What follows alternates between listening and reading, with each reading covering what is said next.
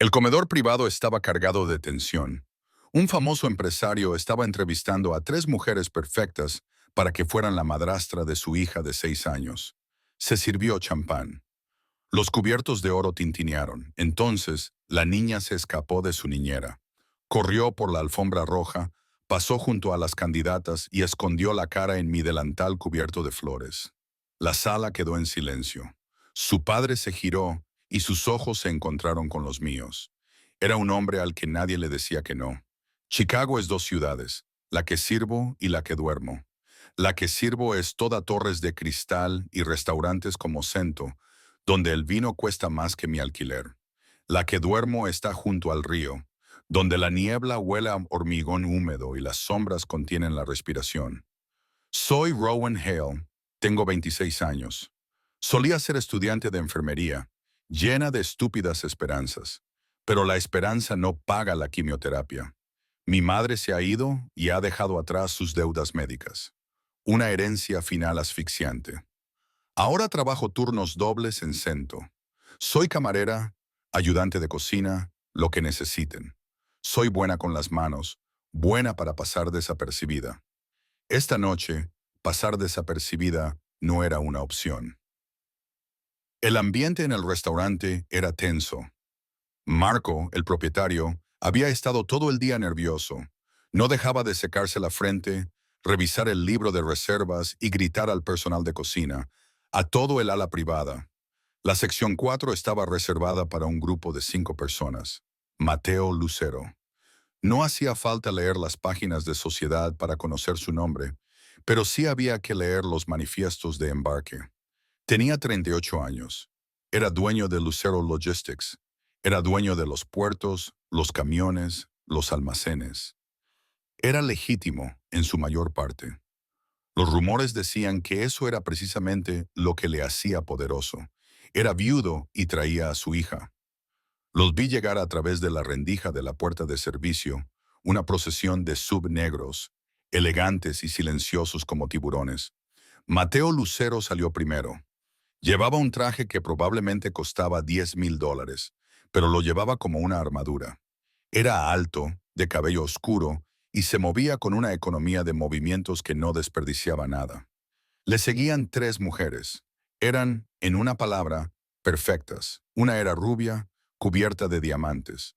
Otra era morena, llevaba un maletín y tenía una mirada penetrante. La tercera era elegante y sonreía cálidamente. Eran las candidatas. Por último, un guardia sacó a la niña, Isa Lucero. Tenía 6 años. Era un fantasma con un vestido de terciopelo azul. Tenía el pelo oscuro como su padre. Aferraba un zorro de peluche gastado, un animal al que le faltaba una oreja y un ojo de botón. Parecía increíblemente pequeña frente al fondo de hombres armados en mármol pulido. La escena era obscena, una cita a ciegas, una fusión corporativa por el puesto de esposa y madre. Sentí una punzada de repugnancia, pero la sofocé. La repugnancia no paga los intereses de los préstamos. Mi trabajo esta noche era sencillo. Servir en la sección 4, mantener la cabeza gacha, no hablar a menos que me hablaran, no mirar a los ojos. Durante la primera hora fui un fantasma. Serví champán, burbujas doradas para las mujeres doradas. Recogí los platos de aperitivos. Me moví entre los guardias silenciosos y corpulentos apostados junto a las paredes. La conversación era tensa. Las mujeres dirigían su encanto a Mateo, sus preguntas corteses a Isla. Isa, ella se limitaba a mirar su plato. Sostenía al zorro en su regazo, debajo de la mesa. Cuando una sirena sonó en la lejana ciudad, la niña se estremeció. Fue una sacudida de todo el cuerpo, aguda y dolorosa. Lo reconocí. Era el sonido del pánico, el sonido de la pérdida, el sonido de las ambulancias que llegaban demasiado tarde. Su padre le puso una mano pesada en el hombro, pero no la miró. Estaba evaluando a la mujer del maletín. Volví con el plato principal. Mi delantal estaba húmedo.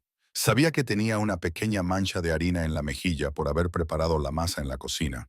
Equilibraba 3 platos en mi brazo, con el calor calándome la piel. Isa observaba a los candidatos. La mujer rubia se inclinó hacia ella, sonriendo alegremente. «Eres adorable», dijo la mujer, con voz aguda y tintineante.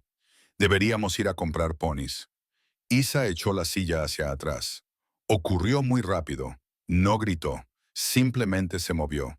Se deslizó de la silla como el agua. Un guardia, un hombre con el físico de un frigorífico, se abalanzó sobre ella. Era demasiado lento. Ella corrió. Pasó corriendo junto a la mujer rubia. Pasó corriendo junto a la aguda abogada. Pasó corriendo junto a la elegante socialité. Corrió por la antigua alfombra persa, una pequeña mancha azul, y se estrelló contra mis piernas. Tropecé y los platos traquetearon. Recuperé el equilibrio, pero no podía moverme. Ella me rodeaba la cintura con los brazos, aferrándose a mí con una fuerza desesperada. Tenía la cara hundida en el áspero algodón de mi delantal. El mundo se detuvo. El único sonido era el del sistema de ventilación. Marco, que estaba junto a la puerta de servicio, palideció. Las tres mujeres se quedaron mirando, con sus sonrisas perfectas congeladas en máscaras de confusión y ofensa. Los guardias tenían las manos dentro de sus chaquetas. Oí un pequeño sonido ahogado, un sollozo. Entonces ella habló. Su voz era débil, pero atravesó el silencio como un cuchillo. La quiero. Me quedé allí, como un escudo humano hecho de tela barata. Podía sentir la mirada de Mateo Lucero sobre mí. No me atreví a levantar la vista. Podía sentir el calor de su ira, su confusión. Se levantó lentamente. Oí el roce de su silla sobre el suelo de madera. Era un hombre al que nadie le decía que no. Era un hombre que controlaba los muelles, los sindicatos, los camiones. Era un hombre del que se rumoreaba que hacía desaparecer los problemas. Y su hija, su niña silenciosa y destrozada, se aferraba a una camarera. Caminó hacia nosotras. Cada paso era pesado, medido. Se detuvo a pocos metros. Yo seguía mirando la parte superior de la cabeza oscura de Ela. Hila, ordenó. Su voz era profunda, áspera. Ven aquí. La niña solo temblaba y me abrazaba con más fuerza. Entonces me miró. Sus ojos no solo eran fríos, eran evaluadores, calculadores, peligrosos. Estaba sopesando opciones. Estaba decidiendo si yo era una molestia o una amenaza. Pero mientras me miraba, algo en su expresión se quebró. Vio, no sé qué vio. No una amenaza, no una oportunista, solo una mujer de 26 años con un delantal y una bandeja en las manos. Vio mi quietud. Tenía que hacer algo. No podía quedarme ahí parada. Mi formación, los instintos de enfermera que creía haber enterrado, tomaron el control. Con cuidado, coloqué lentamente los pesados platos en una bandeja cercana. Mis manos estaban firmes. Ignoré a Mateo Lucero, ignoré a los guardias. Me concentré en la niña. Doblé las rodillas, haciendo un gesto de dolor por el largo turno, y me arrodillé hasta quedar a la altura de sus ojos, aunque ella ocultaba su rostro. Hola, le dije. Mi voz era baja, suave, como la que usaba para hablar con mi madre cuando el dolor era intenso. Me llamo Rowan. Ella no se movió, solo mantuvo la cara apoyada en mi delantal. Es un zorro muy bonito, le susurré. Parece que ha vivido muchas aventuras. Un pequeño encogimiento de hombros. Lo intenté de nuevo pensando en la cocina. Estaba en la cocina. Acabamos de hacer el helado de fresa. Hice una pausa. ¿Te gusta el helado de fresa? Ella se quedó en silencio durante un instante. Luego asintió ligeramente con la cabeza contra mi estómago. Finalmente se apartó lo suficiente como para mirarme. Tenía los ojos enormes, oscuros y enrojecidos por el llanto. Susurró. El sonido fue tan débil que casi no lo oí. Mamá hizo panacota. Detrás de mí, oí a Mateo Lucero respirar profundamente. Era un sonido de pura sorpresa. Habló con su guardaespaldas con voz áspera. Ella habló. El guardaespaldas, la montaña, solo asintió. Parecía atónito. Sí, señor. Miré a Isa a la cara. Era la primera vez que hablaba con un desconocido en meses, quizá en un año. La tensión en la habitación cambió. La ira había desaparecido, sustituida por un silencio atónito y pesado. Las tres mujeres parecían completamente perdidas. Esto no estaba en sus planes. De repente, el conflicto central quedó claro. La familia Lucero, su organización, necesitaban una alianza adecuada, un matrimonio que les aportara dinero, poder o paz. Necesitaban a una de las mujeres con vestidos de seda. No necesitaban a Rowan Hale, la antigua estudiante de enfermería que olía a ajo y harina. Isa acababa de descarrilar la cuidadosa planificación de una dinastía. La cena, por supuesto, había terminado. Mateo Lucero asintió secamente a las tres mujeres. Mis disculpas, la velada ha concluido. Las acompañaron a la salida, con el rostro tenso y una simpatía fingida que apenas ocultaba su furia. Marco se apresuró a acercarse, retorciéndose las manos. Señor Lucero, lo siento mucho. Ella es nueva. Esperaré, dijo Mateo. Marco se detuvo. Yo me detuve. Había empezado a levantarme para alejarme hacia la cocina. Mateo Lucero me miró. Ya no estaba enfadado. Era calculador. Mi hija tiene mutismo selectivo debido a un trauma. No ha hablado con nadie fuera de la familia inmediata en 11 meses. Miré a Isla. Ahora sostenía la mano de su padre, pero seguía mirándome fijamente. Su pequeña mano se extendió y sus dedos rozaron mi delantal. La prensa se enterará de esto, dijo más para sí mismo que para mí. La reunión fallida. Estaba pensando en voz alta. Esto no está claro. Necesitaba controlar la historia. Necesitaba un puente. Miró de su hija a mí y se le ocurrió un plan en sus fríos y oscuros ojos. Tengo una propuesta para ti, dijo. No era una petición. Tienes un efecto calmante sobre ella. Soy camarera, dije, con la voz ligeramente temblorosa. Sé lo que eres, respondió. No fue desagradable, era una constatación de los hechos. Te contrataré para que seas su acompañante, una medida temporal para estabilizar la situación hasta que ella esté lista para un arreglo más permanente. Una acompañante, una niñera glorificada, una estrategia de relaciones públicas. Pensé en mi apartamento, pensé en las últimas cartas de demanda que se apilaban en la encimera.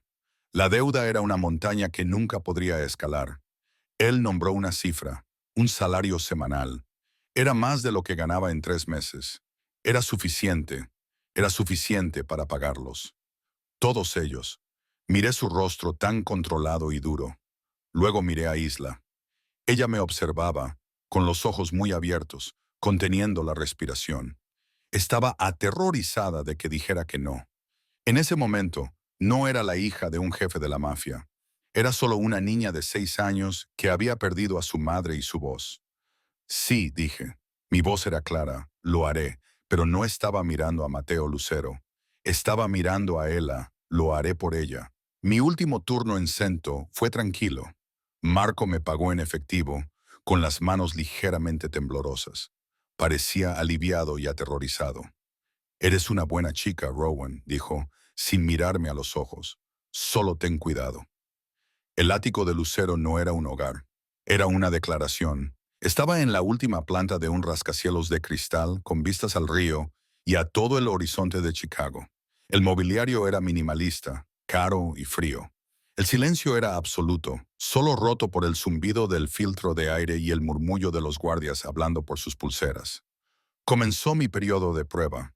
Me asignaron una habitación de invitados que era 3 veces más grande que mi apartamento. Ella, sin embargo, no me habló durante los 2 primeros días. Me observaba. Me seguía de habitación en habitación, con su pequeño zorro agarrado en la mano, sus pies silenciosos sobre los suelos de mármol. Era una sombra que me evaluaba. Yo no era una niñera. No era una terapeuta. Solo era Rowan. A la tercera mañana fui a verla. Estaba sentada en el suelo de su dormitorio, que estaba lleno de más juguetes que una tienda. No estaba jugando con ninguno de ellos. Voy a la biblioteca, le dije, manteniendo la voz tranquila. Me voy en 10 minutos. Puedes venir conmigo si quieres. No esperé una respuesta. Me dirigí al ascensor. El guardia, un hombre corpulento llamado Leo, me miró y luego miró a Ella, que había aparecido a mi lado con el abrigo en la mano. Nos subimos a uno de los SUV negros. Olía a cuero nuevo y aceite para armas. Fuimos a la biblioteca pública principal, un edificio de piedra y luz solar. Leo se quedó junto a la puerta tratando de parecer despreocupado, sin conseguirlo. La mano de Isa era un pajarito frío en la mía. Caminamos hasta la sección infantil. Encontré un libro sobre un zorro que se pierde. Nos sentamos en una alfombra de colores vivos y le leí el libro. Mi voz era baja, firme. No le hice preguntas. Solo leí. Ella apoyó su cabecita contra mi brazo. Se relajó un poco. Al salir me detuve en un pequeño carrito que vendía zumos. Me gustaría un zumo de fresa, le dije a la cajera. Miré a Isla. ¿Y tú? Ella solo miró a la mujer, con los ojos muy abiertos y un ligero pánico. No pasa nada, le dije suavemente, solo a ella. Solo tienes que señalar. Señaló el zumo de manzana. Pagué. Mientras nos alejábamos, me incliné hacia ella. La próxima vez que vengamos, quizá podamos practicar cómo se dice gracias a la señora. Solo un susurro. ¿Te parece bien? Asintió con la cabeza una sola vez, de forma espasmódica. El corazón del ático era su cocina. Era enorme, de acero inoxidable, y parecía que nunca se había utilizado. No había comida en la nevera, solo agua embotellada y un único cuenco perfecto lleno de limones. Recordé sus palabras. Mamá hizo panacota. Le di una lista de la compra a Leo. Parecía confundido, pero volvió una hora más tarde con todo. Nata, azúcar, vainas de vainilla, gelatina. Encontré a Isla y la llevé a la cocina estéril.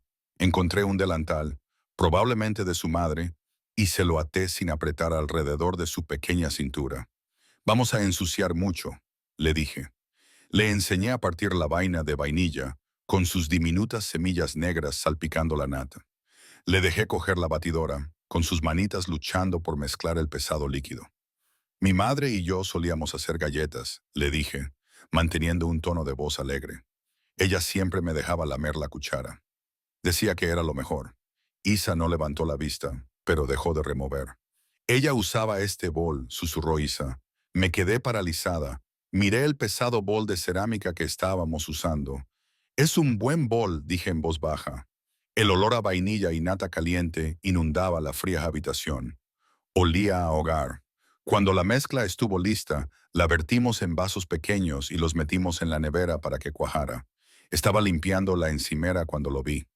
Mateo Lucero estaba de pie en la terraza acristalada que daba a la cocina. Llevaba traje, sin chaqueta y con la corbata aflojada. Se limitaba a estar allí de pie, mirando. No era el jefe. No era el hombre peligroso del restaurante. Era solo un padre, excluido, que observaba a su hija hacer algo normal. Le di a Isa una cuchara para que la lamiera. Un sonido brotó de su pecho. Era pequeño, áspero, una risita. Se había derramado nata en la nariz y se rió. Mateo lo oyó. Dio un paso hacia el cristal, con la mano apoyada en la puerta. Su rostro era una máscara de sorpresa y algo más, algo que no pude descifrar. Me miró y sus ojos eran oscuros e intensos. El mundo fuera de la caja de cristal no esperó. La historia de la cita a ciegas fallida explotó. Yo era ingenua, no lo había entendido. Que Mateo Lucero intentara volver a casarse no era un cotilleo. Era noticia. Las tres mujeres eran prominentes. Una magnate del petróleo, una abogada corporativa, la hija de un senador. Entonces alguien filtró una foto mía. Estaba borrosa. Tomada desde el otro lado de la calle, me mostraba subiendo al todoterreno con Isa. Los titulares fueron brutales. La camarera contra la impactante nueva elección de Lutero. Desenterraron mi pasado, la deuda médica, el hecho de que abandonara la escuela de enfermería. Los artículos me pintaban como una cazafortunas, una intrigante que había atrapado a un niño afligido. Recibí una llamada de Marco, que estaba histérico. Rowan, mi restaurante, están haciendo piquetes a los miembros de la alta sociedad. Dicen que yo formo parte de esto, de este escándalo. Están cancelando reservas. Estoy arruinado. Sentí cómo se me iba la sangre de la cara. No era solo una complicación, era una bola de demolición. Encontré a Mateo en su oficina, una habitación llena de pantallas y mapas del puerto. Tengo que irme, le dije con voz temblorosa. Estoy destruyendo la vida de Marco. Estoy empeorando las cosas para ti. No levantó la vista. Siéntate. Me quedé de pie. No lo haré.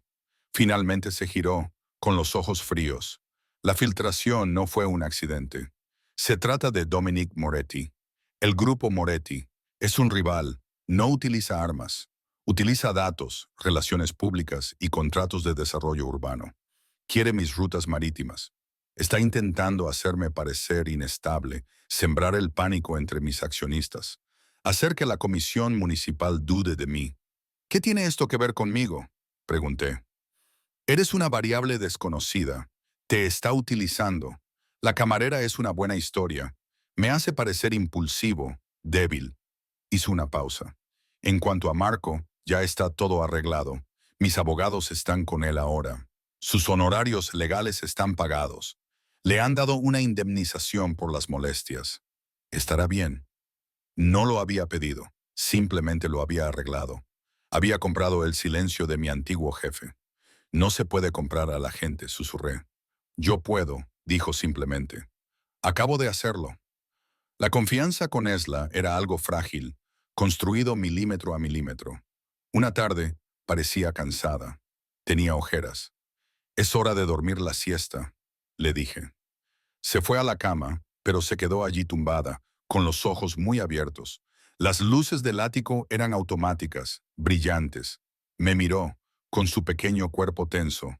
Luego me tendió su peluche de zorro, el que tenía la oreja rota, el que nunca soltaba. ¿Puedes cogerlo?, susurró. Para que esté a salvo. Se me cortó la respiración. Cogí el pequeño juguete gastado. Lo mantendré a salvo, te lo prometo. Suspiró, un sonido diminuto, y cerró los ojos. Se quedó dormida a la luz del día. Me senté en la silla junto a su cama durante 2 horas, sosteniendo ese zorro, sintiendo el peso de lo que acababa de darme. Mateo quería hablar esa noche. Había hablado con sus terapeutas. Su progreso era notable. Quiero aumentar tus horas, dijo. Estaba de pie junto a la ventana, mirando las luces de la ciudad. A tiempo completo. Te trasladaré aquí. No, dije. Se volvió. Su paciencia se estaba agotando.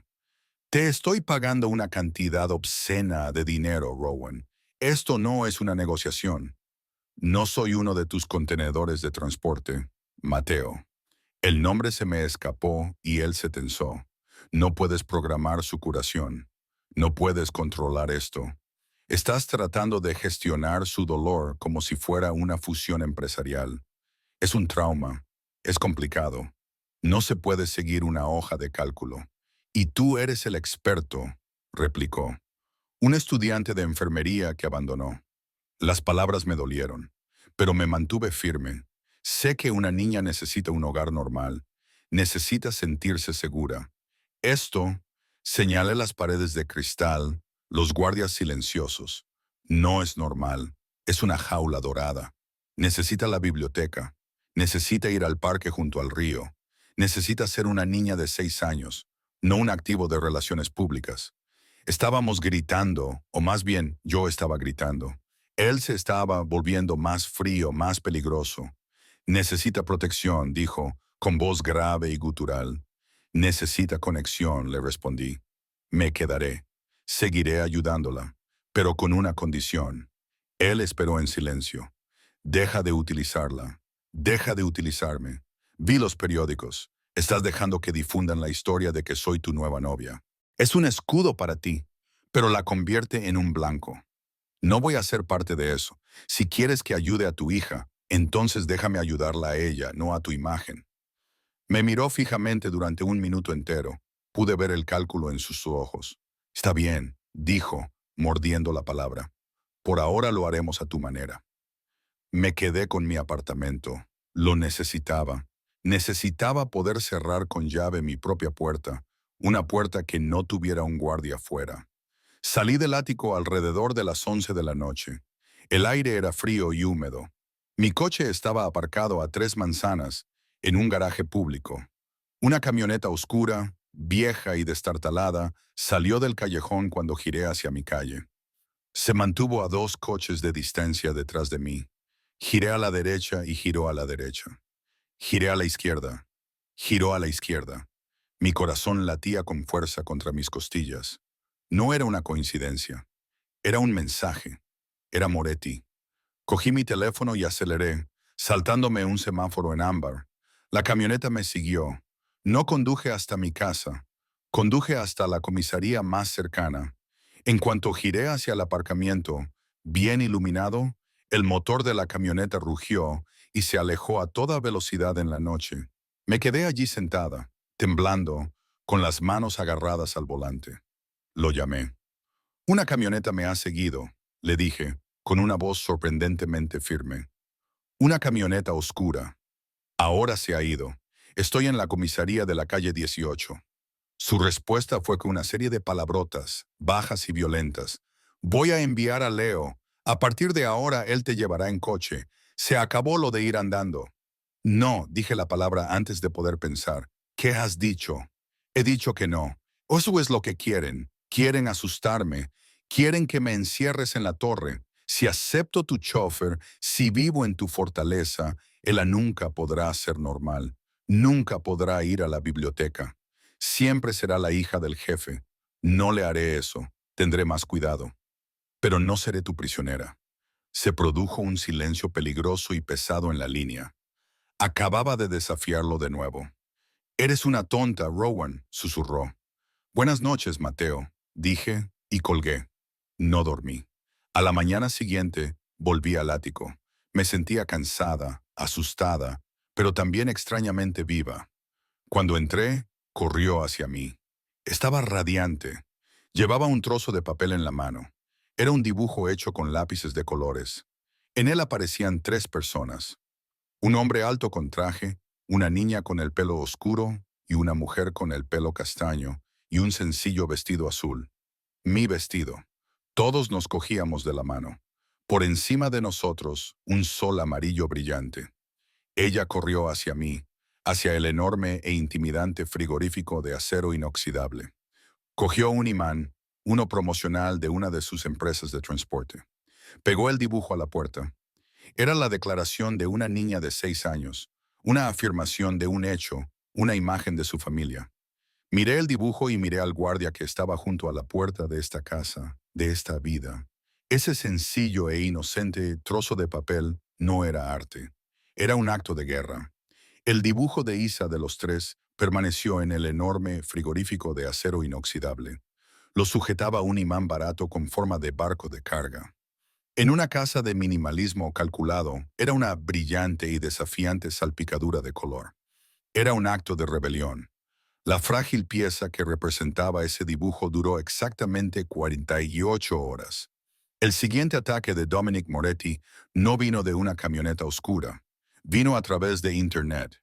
Se envió un correo electrónico anónimo a todos los principales medios de comunicación de Chicago. Contenía copias escaneadas de los contratos logísticos de Lucero. Eran reales, pero estaban cuidadosamente recortados, empalmados y editados. Habían sido manipulados para insinuar contrabando, sobornos y acuerdos con entidades extranjeras no autorizadas. La prensa estalló. El lado legítimo del mundo de Mateo comenzó a tambalearse. Lo vi esa mañana en su oficina. No gritaba, era peor. Estaba completamente inmóvil, observando cómo los datos que aparecían en la pared de pantallas pasaban de verde a rojo. Está presionando, dijo Mateo con voz grave. No se volvió para mirarme. Me te está pintando como un criminal ante mis socios legítimos. Lo ha calculado bien. Sabe que la familia está presionando para que se forme una alianza. Finalmente se volvió. Tenía el rostro pálido y los ojos oscuros. Dominic Moretti envió un mensaje, una oferta de tregua. ¿Una tregua? Sentí un escalofrío. Una alianza matrimonial. Pronunció las palabras como si fueran veneno. Me propone casarme con su sobrina, Bianca Moretti. Conocía ese nombre. Todo el mundo lo conocía. Bianca Moretti no era solo una mujer de la alta sociedad. Se había formado en la Ivy League. Brillante, despiadada y hermosa. Estaba profundamente involucrada en los negocios de su tío. Era un arma perfecta. Un matrimonio no sería un matrimonio. Sería una fusión. Bloquearía el puerto de Chicago. Acabaría con la guerra. Es una jugada perfecta, dijo Mateo, con voz vacía. Estabilizaría el negocio. Satisfaría a los ancianos de mi familia. Duplicaría nuestro poder.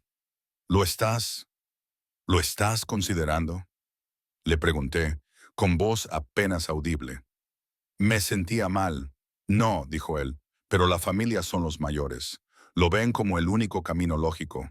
Han organizado una cena esta noche para que la conozca. Isa, que había estado sentada en un rincón de su oficina dibujando, se quedó quieta. Había oído a los niños que siempre estaban allí.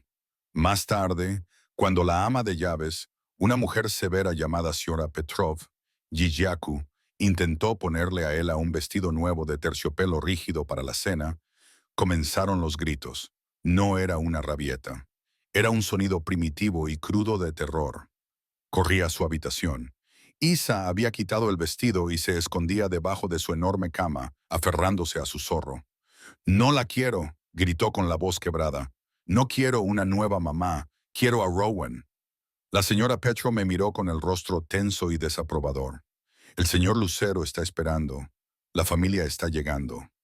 Mateo apareció en la puerta. Parecía un hombre dividido en dos. Su rostro estaba tenso por el agotamiento y la presión. «Rowan», dijo con voz monótona, «no quiere bajar. La familia está esperando. Bianca Moretti está abajo». «Entonces no voy», dije, con el corazón latiéndome con fuerza contra las costillas. «Me quedaré aquí con ella». «No». Sus ojos eran duros. El jefe calculador había vuelto a ocupar su lugar. «La prepararás, le pondrás el vestido y bajaréis las dos. Eres su acompañante, así que acompáñala». Era una orden. No me estaba pidiendo que le ayudara. Me estaba ordenando que entrara en la boca del lobo. Me estaba utilizando como escudo o quizá como sacrificio. Me metí debajo de la cama. Isa sollozaba, con su pequeño cuerpo temblando. «Oye», le susurré, «solo es una cena, no es una decisión, solo es comida. Estaré a tu lado, no me separaré de ti, te lo prometo». Tardé 20 minutos, pero conseguí que se pusiera el vestido. Le cogí de la mano mientras bajábamos la escalera de mármol hacia el sonido de voces educadas y frías. El comedor principal era aterrador. Lo dominaba una mesa de caoba oscura con capacidad para 30 comensales. Estaba lleno de hombres mayores con trajes oscuros y mujeres mayores con vestidos severos y caros. Todos parecían jueces. Todos me miraban con abierto desdén. Y allí, sentada a la derecha de Mateo, estaba Bianca Moretti. Era perfecta. Tenía el pelo oscuro y liso. Su vestido era de un rojo intenso que irradiaba confianza. Tenía unos ojos inteligentes y una sonrisa cálida y penetrante. Me miró a mí y luego a Isa con una curiosidad educada e indescifrable. Yo llevaba un sencillo vestido negro. Era lo único bonito que tenía. Y me sentía como un ratón de campo en una mesa de lobos. Mateo había colocado una silla para mí junto a Isla, en el extremo más alejado de la mesa, lo más lejos posible del centro del poder. La cena fue agonizante. El tintineo de la plata sobre la porcelana fue el único sonido durante largos ratos. Corté la comida de Isa en trozos diminutos. Ella se sentó rígida, con la cabeza gacha, agarrando su zorro en su regazo. Una mujer mayor, la tía de Mateo, Cia Elena, me miró desde el otro extremo de la mesa. Sus perlas eran tan grandes como canicas. Su voz era como hielo seco. «Mateo», dijo en voz alta para que todos la oyeran, «es un asunto familiar. ¿Debe la criada comer con nosotros?». El silencio que siguió fue absoluto. Todos dejaron de comer. Me quedé paralizada, con la sangre corriéndome por la cara. Podía sentir la mirada de Bianca Moretti sobre mí. Yo era la empleada, la camarera, la chica con la flor en el delantal. No era nada. Antes de que pudiera siquiera respirar, la voz de Mateo atravesó la sala. No era alta, era fría, era letal. «Cia Elena Rowan es una invitada en mi casa. Está aquí por invitación mía, como la amiga más cercana de mi hija». Hizo una pausa, con la mirada clavada en la anciana, inmovilizada en su silla. «Si tienes algún problema con su presencia, eres libre de marcharte». El rostro empolvado de la mujer se tensó. Apartó la mirada, con los labios formando una delgada línea blanca. Era una declaración de guerra contra su propia sangre. Bianca Moretti observó toda la conversación. No sonrió, solo observó, con la cabeza inclinada. Estaba evaluando el nuevo panorama. Miró a Mateo y luego a mí. Era una mirada de puro cálculo. El corte de su tía había sido profundo, pero la defensa de Mateo fue un arma nuclear táctica. Más tarde lo encontré en la terraza, con las luces de la ciudad brillando debajo de nosotros. Me odian, dije en voz baja. Temen lo que no controlan, dijo. Estaba mirando fijamente el puerto. Moretti está presionando. Bianca es inteligente. Ella ofrece estabilidad. La familia la ve como la solución. La prensa me pinta como inestable. Necesito una contramedida. Entonces demuéstrales, le dije.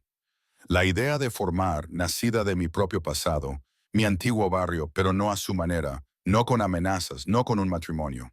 Tu familia tiene la Fundación Lucero. Es solo un nombre en una página web, un refugio fiscal. Úsala. Hazla real. Se volvió intrigado. ¿Cómo? El West Side, dije, con voz cada vez más firme. El barrio en el que crecí, los niños de allí no tienen nada. Moretti utiliza esa zona para su reclutamiento sucio, para sus corredores. Se aprovecha de ellos. ¿Y si les ofrecieras algo más? ¿Y si la Fundación Lucero financiara un programa de cocina comunitario, un lugar seguro después del colegio, habilidades reales? No es solo caridad, es una jugada estratégica, es curativo, es buena prensa. Eso también es bueno. Se quedó callado, dejando que la idea se asentara. Un programa de cocina, repitió, probando las palabras. Luchas contra sus datos con salsa de tomate, susurré. Luchas contra su narrativa, demuestras que estás construyendo, no solo controlando, demuestras que eres parte de Chicago, no solo un hombre que lo posee. Una lenta sonrisa tocó sus labios.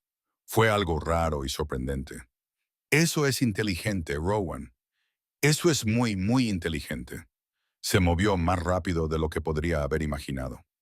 En una semana, su gente había conseguido el sótano de una iglesia en el lado oeste. Era viejo, pero estaba limpio. Habían instalado 6 pequeñas estaciones de cocina. Me pusieron a cargo, lo cual me dejó perpleja. Isla, que ahora se negaba a separarse de mi lado, era mi autoproclamada asistente principal. La primera clase fue un caos total. 10 niños, todos menores de 12 años, vibrando con energía nerviosa y sospecha. No confiaban en esto. No confiaban en el equipo nuevo y limpio. No confiaban en mí. Estábamos preparando una sencilla salsa para pasta desde cero. En mitad de la clase apareció él. Mateo Lucero. Llevaba una camisa que probablemente costaba $2,000 y parecía completamente perdido. El chico se quedó mirando. ¿Qué haces aquí? Le susurré, limpiándome el tomate en el delantal. Observando mi inversión, respondió Matt. Un niño pequeño y delgado llamado Sam le apuntó con una cuchara de madera. Señor, ¿va a ayudar o se va a quedar ahí parado? Antes de que Mateo pudiera responder, me desaté el delantal y se lo tiré. Necesitamos cebollas picadas, pequeñas. Miró la cebolla como si fuera un negociador hostil. Cogió el cuchillo y lo hizo fatal, torpe, incómodo. El hombre que controlaba todo el sistema portuario de Chicago estaba siendo derrotado por una simple verdura. El niño empezó a reírse. Sus ojos comenzaron a llorar profusamente. «Esto pica», murmuró, parpadeando rápidamente. Al ver a su poderoso e intocable padre luchando y llorando por una cebolla, me eché a reír. No era una risita, era una carcajada llena de alegría. Era un sonido que nunca había oído. Ella corrió hacia él y le dio una palmadita en el brazo. «No pasa nada, papá», dijo ella con voz clara como una campana. «Rowan dice que solo hay que ser valiente». Miró a su hija con una expresión de incredulidad atónita. Miró la cebolla medio destrozada. Me miró con los ojos llorosos y siguió picando. En medio del intenso aroma del aceite de oliva y el ajo, nuestras miradas se cruzaron. Él no era el jefe. Yo no era la ayudante. Solo éramos 2 personas cubiertas por el olor a cebolla viendo reír a su hija. El momento fue breve.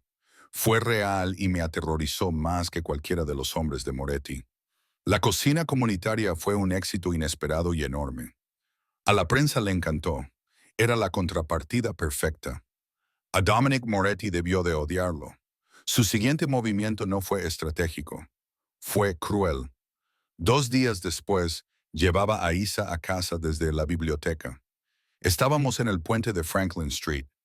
Una camioneta oscura, la misma que me había seguido, chocó contra mi parachoques trasero. No fue un golpe fuerte, fue una sacudida calculada. Hizo que mi pequeño coche diera una vuelta de campana en el pavimento mojado. Isa gritó. La camioneta se alejó a toda velocidad. Estábamos bien, conmocionadas, pero físicamente ilesas. Pero cuando regresamos al ático, 2 personas nos esperaban en el vestíbulo. Un hombre y una mujer con trajes sencillos y arrugados. «Señorita Rowan Hale», preguntó la mujer con mirada fría. «Soy la agente Miller, del Departamento de Servicios Infantiles». Se me heló la sangre. «Hemos recibido una denuncia anónima», dijo, leyendo un expediente, «por poner en peligro a un menor y conducir de forma imprudente con un menor presente. También tenemos fotos», dijo, mostrando unas imágenes granuladas de 20x25 centímetros. Eran fotos mías y de EA en el puente. Las fotos estaban perfectamente sincronizadas. No mostraban el camión. Solo mostraban mi coche dando vueltas. «Tenemos un informe que dice que usted es una persona inestable contratada en un restaurante con un historial de deudas graves. Estamos aquí para evaluar la seguridad de la niña». Mateo llegó. Nunca lo había visto enfadado. Esto era otra cosa. Era un infierno frío y silencioso. Trató a los agentes de los servicios sociales con una cortesía gélida y aterradora. Les mostró a Ella que estaba a salvo y agarrada a mi mano. Entonces llegó su equipo de abogados y los agentes se marcharon, prometiendo una investigación completa e inmediata. Cuando se fueron, se dirigió a su oficina. Hizo una llamada. Convocó una reunión. Lo oí. El aislamiento acústico era bueno, pero su voz se oía. Estaba gritando. Había otros hombres allí, sus capos, sus lugartenientes. «Esto es un límite», rugió un hombre. «Él le pone las manos encima a la niña. Utiliza la ciudad en nuestra contra. Acabemos con esto, Mateo, a la antigua usanza. Esta noche cortaremos la cabeza de la serpiente», gritó otro. Se oyó un fuerte estruendo. Mateo había tirado algo de su escritorio. «Silencio», rugió. «Silencio». «Quiere que utilice la violencia», dijo Mateo, con voz grave y amenazante. «Quiere que sea el animal que dice a la prensa que soy. Quiere que cometa un error. Quiere que le dé ventaja. No lo haremos». Se oyó un murmullo confuso. «No utilizaremos armas», continuó Mateo. «Utilizaremos la ley. Utilizaremos datos. Encontraremos el rastro digital. Encontraremos al hombre que llamó a los servicios sociales. Encontraremos al conductor de ese camión. Encontraremos la filtración en la autoridad portuaria. Lo desmantelaremos pacíficamente, pieza a pieza, por la vía legal. Usaremos sus propias armas contra él». Era un lenguaje nuevo para él, un lenguaje que yo le había ayudado a aprender. Y en su boca sonaba mucho más aterrador que cualquier bala. Me encontró más tarde. Estaba en la cocina comunitaria. Era tarde, casi medianoche. Estaba fregando las encimeras, tratando de que mis manos dejaran de temblar. Entró, sin la chaqueta del traje, con las mangas remangadas. «Mi equipo técnico está empezando el rastreo», dijo. Parecía agotado. «Mateo, esto es culpa mía», susurré. «Yo soy el objetivo. Yo soy tu punto débil. Te está atacando a través de mí. Quizás debería ir por su seguridad». No. Se acercó hasta que estuvo a solo unos centímetros de mí. «No eres mi punto débil, Rowan». Extendió la mano y me tocó la mejilla. Su pulgar era áspero contra mi piel. Eres la única parte de esto que tiene sentido». Lo miré fijamente. «Vine aquí», dijo con voz tranquila. «Vine aquí a cortar cebollas. Pensé que era lo más ridículo que había hecho nunca». Y entonces la oí reír. Mi hija no la había oído reír así desde que murió su madre. Se detuvo, tragó saliva, me miró y sus ojos no eran fríos. Eran crudos. «Rowan», comenzó con voz ronca, No quiero a Bianca Moretti. No quiero una alianza. Quiero... Su teléfono vibró, un sonido áspero y exigente que rompió el momento. Lo sacó. Su rostro se oscureció. ¿Qué? Escuchó. ¿Ellos qué? ¿Cuántos? ¿De qué almacén? Me miró, sin emoción alguna, el jefe de vuelta en su lugar, con el rostro convertido en una máscara de furia controlada. Moretti no esperó, simplemente utilizó su contacto en la autoridad portuaria para confiscar 2 de mis almacenes. Una denuncia anónima sobre contrabando. Está estrangulando mi línea de suministro. Salió de la cocina, ya gritando órdenes por teléfono. Pon al equipo legal al teléfono ahora mismo. Me quedé allí, con el olor a café viejo y levadura en el aire. Estaba al borde del abismo. Esto no era un juego, esto no era un romance, esto era una guerra. La gente estaba saliendo herida, mi reputación estaba destruida, todo su imperio estaba en peligro. Me te estaba ofreciendo algo, una vida. Pero era una vida en la que los teléfonos suenan en la oscuridad, en la que se incautan almacenes, en la que los coches se salen de los puentes, en la que los servicios sociales llaman a tu puerta. Miré la pequeña tabla de cortar de colores donde Isla había estado aprendiendo a cortar zanahorias. No iba a ir a ninguna parte. Ella me necesitaba. Y yo me di cuenta con una sacudida aterradora, estaba empezando a necesitarlo a él. Iba a llevar esto hasta el final. Tenía que hacerlo. La incautación de los almacenes fue la medida que agotó la paciencia de la familia. Esa noche, después de que los abogados presentaran las primeras órdenes judiciales y los teléfonos finalmente dejaran de sonar, los ancianos se reunieron. No era una reunión, era un juicio. Observé a través del cristal de la oficina de Mateo mientras él se encontraba frente a una enorme pantalla de video con el rostro sombrío. Sus tíos y tías, el consejo de la familia, lo miraban fijamente. Sus rostros eran fríos. Cuando finalmente salió horas más tarde, parecía haber envejecido 10 años. Me han dado un ultimátum, dijo. Su voz era hueca. Se acercó a la ventana y contempló las luces de su ciudad. La situación de Moretti, la prensa, la visita de los servicios sociales. Lo ven todo como un fracaso de mi liderazgo. Creen que estoy comprometido. ¿Comprometido por qué? Susurré, aunque ya sabía la respuesta. Por ti. Lo dijo con rotundidad. Es un hecho, no una acusación. Ven a Bianca Moretti como la única solución, una forma de fusionarse con Moretti, de poner fin a la guerra, de estabilizar a la familia. Me han dado 30 días. Cásate con Bianca o invocarán los estatutos de la familia. Congelarán el fideicomiso. Todo. Mis fondos operativos, mis cuentas personales, mis honorarios legales, todo. Me dejarán completamente sin recursos. Estaba atrapado. Dominic Moretti lo tenía entre la espada y la pared, con su propia familia actuando como la otra espada. ¿Qué vas a hacer? Le pregunté, con un nudo en el estómago. ¿Lo que ellos quieren que haga? Dijo. Voy a darles un espectáculo. 2 días después, comprendí lo que quería decir. Era grotesco. Los ancianos de la familia, liderados por Cia Elena, habían decidido corregir la narrativa.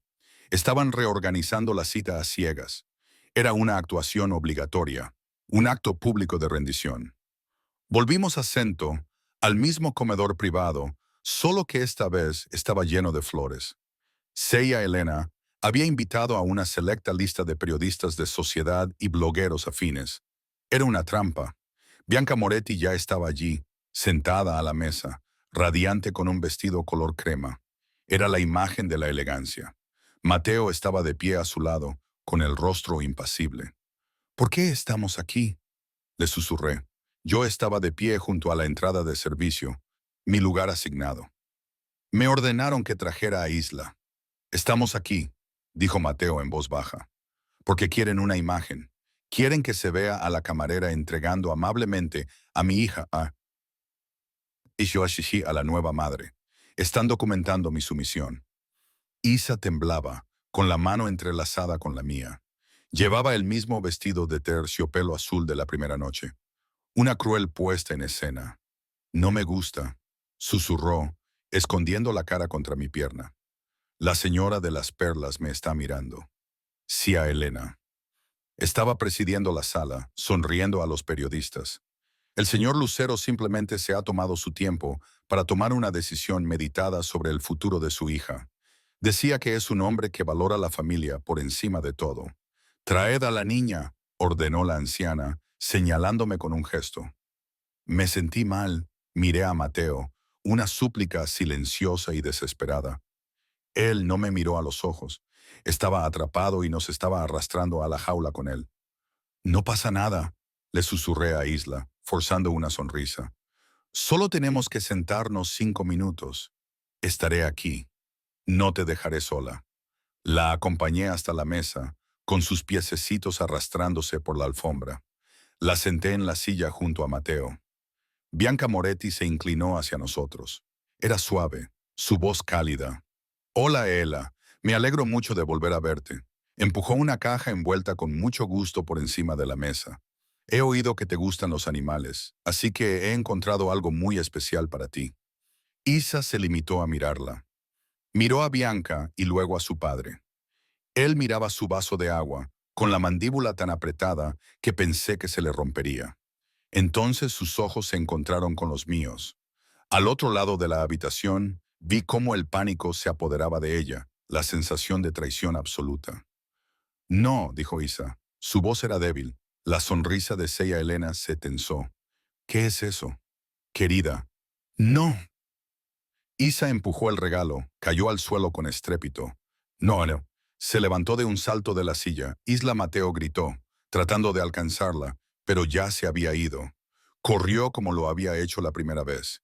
Pasó corriendo junto a los periodistas, junto a su tía abuela, que la miraba con el ceño fruncido, junto a la silla de su padre. Corrió directamente hacia mí, se estrelló contra mi cintura y me rodeó con sus brazos. Enterró su rostro en mi sencillo vestido negro y aulló. No era un llanto, era un grito de dolor y terror primitivo y descarnado. «La quiero. Quiero a Rowan», chilló, con su voz resonando en el silencio atónito. «No la quiero a ella. No quiero a nadie más. Quiero a Rowan». La sala estaba en silencio. El único sonido era el de mi corazón latiendo con fuerza y los sollozos entrecortados de Isa.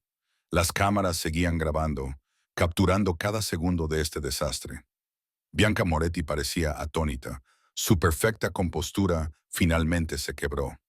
El rostro de Cia Elena se puso rojo intenso. Se puso de pie, señalándome directamente con un dedo tembloroso y adornado con joyas. Esto es una atrocidad». «Tú», escupió, «tú hiciste esto, has envenenado a esta niña. Esto es lo que pasa cuando dejas entrar a la ayuda en la casa. Sácala de aquí, echa a esa camarera».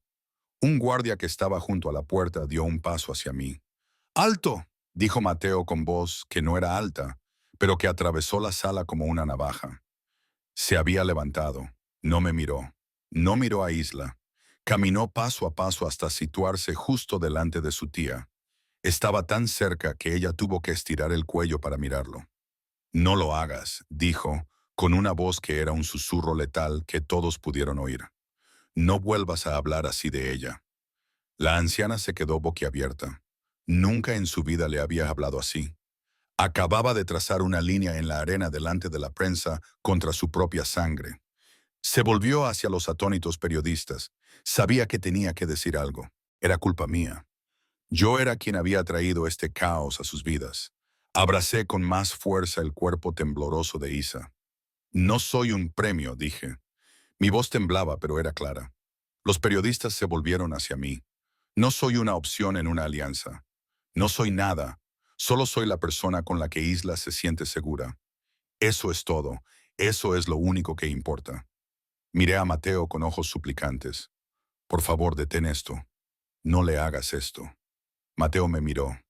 La máscara de piedra había desaparecido. Su rostro estaba desnudo, expuesto.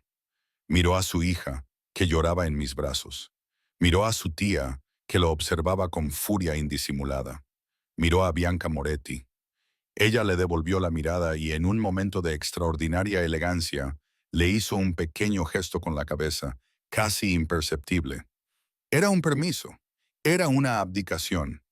Se volvió hacia los periodistas. La trampa se había roto. Ya no era un hombre coaccionado, era el jefe. La seguridad de mi hija no es política, anunció, con voz que resonaba con absoluta autoridad. Su curación no es negociable. Miró directamente hacia Elena. Mi familia, yo, respetaremos su decisión. Asintió con la cabeza a su jefe de seguridad. Este evento ha terminado. Gracias por venir. A sus guardias personales les dijo, acompañen a todos fuera ahora mismo. Se había hecho. Había detonado el ultimátum. Había elegido a su hija. Me había elegido a mí. Probablemente acababa de tirar por la borda toda su fortuna. En el caos resultante, los guardias acompañaron a los periodistas y a los familiares apopléticos fuera.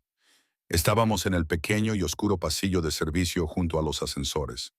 Solo estábamos nosotros tres, suspendidos en las secuelas. Isa seguía aferrada a mí. Sus sollozos se habían calmado y se habían convertido en hipos. Tú solo. Comencé a hablar con voz entrecortada. Tú solo. Sabes lo que acabas de hacer, ¿verdad? Sí, dijo con voz débil. Parecía destrozado. Parecía aterrorizado. Parecía libre.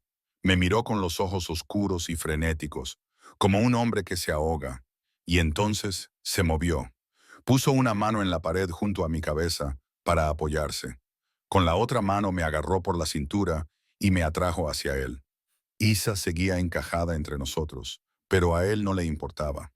Se inclinó y sus labios se estrellaron contra los míos. No fue un beso suave. No fue un beso romántico. Fue un beso de puro y auténtico pánico. Era desesperado, torpe y duro. Era todo el miedo, la rabia y el agotamiento de las últimas semanas. Era una súplica y una declaración. Sabía a vino caro y al sabor metálico de la adrenalina. Duró tal vez 3 segundos. Se apartó, con la respiración entrecortada. Temblaba. O tal vez era yo. Papá, susurró Isa, con su vocecita llena de confusión. Las puertas del ascensor se abrieron con un pitido. Leo, su guardaespaldas, estaba dentro, con el rostro convertido en una máscara perfecta de indiferencia profesional. Vamos a casa, dijo Mateo con voz áspera. Entramos en el ascensor, las puertas se cerraron, sellándonos a los tres dentro, una familia rota, aterrorizada y completamente cambiada. Isa se quedó dormida en el coche, su pequeño cuerpo sucumbió finalmente al agotamiento emocional. La llevé a su cama y ella no soltó mi mano. Incluso mientras dormía, me quedé allí sentado durante 1 hora, simplemente observándola respirar. Cuando finalmente salí, Mateo estaba de pie junto a la pared de cristal, con su teléfono vibrando violentamente sobre la mesa de café. Lo ignoraba. Llamarán, dije. El consejo, tu tía. Deja que llamen, dijo. Te cortarán el grifo, Mateo. Lo congelarán todo. Sí, te arruinarán. Lo intentarán, dijo en voz baja. En ese momento, su jefe de seguridad, Leo, irrumpió desde el ascensor privado. Tenía el rostro sombrío. Jefe, tiene que ver esto ahora mismo. Leo encendió la enorme pantalla. No era la familia quien llamaba, eran las noticias. Dominic Moretti no había esperado ni un solo día. Había atacado esa misma noche, aprovechando el caos de la fallida rueda de prensa como tapadera. Tras la extraña y caótica rueda de prensa de Lucero, una presentadora de noticias decía con rostro serio, una fuente anónima ha revelado una gran cantidad de documentos nuevos. Estos documentos, que parecen estar certificados digitalmente, pintan un panorama mucho más perjudicial que las filtraciones anteriores. En la pantalla aparecieron copias de transferencias bancarias, sociedades ficticias en paraísos fiscales y manifiestos de embarque con designaciones de carga ilegal. Todos ellos eran brillantes falsificaciones envejecidas digitalmente y firmadas con lo que parecía la firma auténtica de Mateo. La Fiscalía de Estados Unidos acaba de confirmar, continuó la presentadora, que van a emitir citaciones inmediatas para el señor Lucero y todo su equipo ejecutivo por sospecha de extorsión y fraude. Se me heló la sangre. No se trataba de una maniobra empresarial, era un golpe mortal. Moretti le estaba tendiendo una trampa, y lo había hecho justo en el momento en que Mateo era más vulnerable, alejado de su familia y de sus finanzas. Empecé a temblar. Es culpa mía. Mateo se volvió para mirarme. Preocupación, es culpa mía. Me repetí con la voz quebrada. Te dije que luchases contra él. Te dije que utilizases la cocina comunitaria. Te hice, te hice blando. Te hice parecer débil. Él lo vio. Te vio defenderme. Te vio romper con tu familia. Y atacó. Si yo nunca hubiera estado aquí, habrías aceptado el trato. Te habrías casado con Bianca. Estarías a salvo. Retrocedí. La habitación daba vueltas. Soy tu debilidad. Tu familia lo sabe. Moretti lo sabe. Yo soy la razón por la que está pasando esto. Me giré, con los ojos nublados por las lágrimas. Tengo que irme. Tengo que marcharme. Es la única forma de mantenerte a salvo. Me giré para correr a mi habitación, hacer la maleta y desaparecer. Por favor, no te vayas. Me quedé paralizado. Isa estaba de pie en el oscuro pasillo, con su pequeño rostro pálido y su zorro agarrado en la mano. Lo había oído todo. Por favor, Rowan, susurró con los labios temblorosos. Por favor, no me dejes. Corrí hacia ella, caí de rodillas y la abracé con tanta fuerza que le dolía. No lo haré, susurré hundiendo mi rostro en su cabello. No lo haré, lo prometo. Mateo estaba allí, arrodillado a nuestro lado, con su gran mano descansando sobre la espalda de EA. Formaba un círculo con nosotros. Me miró por encima de la cabeza de su hija. Sus ojos no eran fríos, no estaban llenos de pánico, estaban ardientes. Él cree que esto es el final, dijo Mateo con voz grave y firme. Cree que ha ganado. Se equivoca. Esto no tiene que ver con el dinero, no tiene que ver con la familia, tiene que ver con esto. Su mano era suave sobre la espalda de Isa. Tiene que ver con nosotros. Me miró y su mirada era una promesa. Lo haremos bien. Como él dijo, a mi manera, a tu manera, a la manera difícil. No más mentiras, no más juegos. Lo quemaré hasta los cimientos con la verdad. Extendió su mano libre, con la palma hacia arriba, en el espacio entre nosotros. Quédate, dijo. Quédate y lucha conmigo. Miré su mano fuerte. Miré al niño aterrorizado que ambos sosteníamos. Puse mi mano en la suya. Me quedaré. No éramos una pareja, éramos una conspiración. Mi mano en la suya era un voto silencioso. Las citaciones eran reales. Los fondos familiares estaban congelados y la prensa rondaba el ático como buitres. Estábamos atrapados en la torre de cristal, los tres, y la ciudad esperaba la caída de Mateo. Tenemos que mantener la rutina, insistía la mañana siguiente, con voz tensa. Isa tiene su programa de preescolar. No vas a salir de este edificio, dijo Mateo. Estaba en su oficina, que ya no era la oficina del director general. Era una sala de guerra. Sí, voy a salir, dije, sorprendida por mi nueva firmeza. Moretti ganará si nos escondemos. Ganará si la asusta. Me llevaré a Leo. Me llevaré a 2 guardias, pero ella irá al colegio. No somos prisioneros. Me miró con un destello de orgullo en sus ojos agotados. Está bien, pero vas a llevar un micrófono. Leo tendrá una transmisión en vivo. Mi equipo estará vigilando cada segundo. El viaje fue tenso. Una procesión silenciosa de 2 SUV negros, pero no pasó nada. Dejamos a Isa. Los profesores me miraron con ojos llenos de lástima y miedo. Los ignoré. Fue en el camino de vuelta cuando atacaron. Yo iba en el SUV delantero con Leo al volante. El segundo, con otros 2 guardias, iba detrás de nosotros. Estábamos cruzando el puente de Randolph Street. La camioneta negra salió de la nada, subiendo a toda velocidad por una rampa de sentido único. No era la misma camioneta de antes. Esta era nueva, resistente y reforzada. Se estrelló contra el lado del pasajero de nuestro vehículo. El sonido fue una explosión percusiva de metal y cristal. Nuestro todoterreno, pesado como era, chirrió y se estrelló contra la mediana de hormigón. Leo luchó con el volante. ¡Agáchate!, me gritó. La camioneta dio marcha atrás, con los neumáticos echando humo, y nos embistió de nuevo con más fuerza. Intentaba empujarnos para volcarnos por encima de la mediana baja y lanzarnos a los carriles contrarios. «¡Estamos atrapados!», gritó Leo por el micrófono de su muñeca. El segundo todoterreno estaba bloqueado por el tráfico. «Lo veo», respondió la voz de Mateo, no en mi oído, sino a través del sistema de comunicación del coche. Estaba observando. Lo veía todo. El camión retrocedió, preparándose para un tercer impacto a gran velocidad. Leo, dijo Mateo con voz gélida. Gira hacia el camión cuando te lo indique. Pisa el acelerador. Ahora. Leo lo hizo. Giró bruscamente el volante hacia la derecha y pisó el acelerador. Chocamos contra el camión. Un golpe lateral y chirriante que nos hizo girar hacia el centro del puente. El camión quedó inutilizado. Su eje delantero se rompió.